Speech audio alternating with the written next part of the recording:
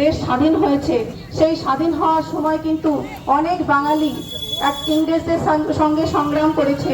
সেই সংগ্রাম করে কিন্তু আজকে আমাদের দেশ স্বাধীন হয়েছে। তারা কিন্তু সবাই বাংলায় কথা বলেছে। আজকে সেই তাদেরকে ভুলে যাচ্ছে যে আমাদের দেশের জন্য যারা জীবন দিয়েছিল তারা কিন্তু সবাই বাঙালিই ছিল, তারা সবাই বাংলা ভাষাতেই কথা বলতো।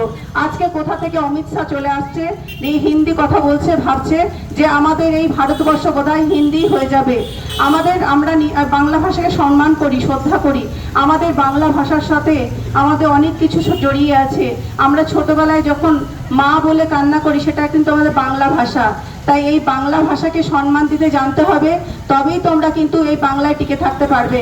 আর এই সামনে যে 26 সালের ভোট আসছে, তোমরা ভাবছো কি যে আমরা হিংসে করেই এরকম করেই হয়তো আমরা মুখ্যমন্ত্রীর সিটটা নেব? না, সেটা কোনোদিনই হবে না। কারণ যে 26 সালের ভোট আসছে, সেখানে আবার আমাদের নেত্রী, আমাদের প্রিয় দিদি, সেখানে আবার কিন্তু সেই মসনদে দিদিই বসবে। দিদি উপস্থিত আছি।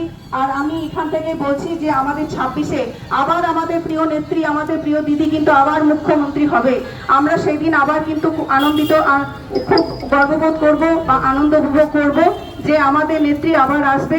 আর আমাদের রামপুরহাট বিধানসভাও কিন্তু রামপুরহাট তৃণমূল কংগ্রেসের হাতেই থাকবে।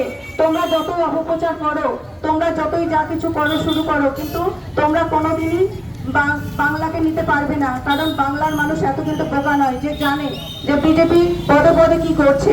আজকে যাই কিছু করছে না কেন, কিন্তু সেটা কি করছে, আমাদের দিদির ওপর দোষ দিচ্ছে, আমাদের মুখ্যমন্ত্রীর ওপর দোষ দিচ্ছে। কিন্তু সেই মুখ্যমন্ত্রীর ওপর দোষ কিন্তু মানুষ, জনসাধারণ কিন্তু মেনে নেবে না।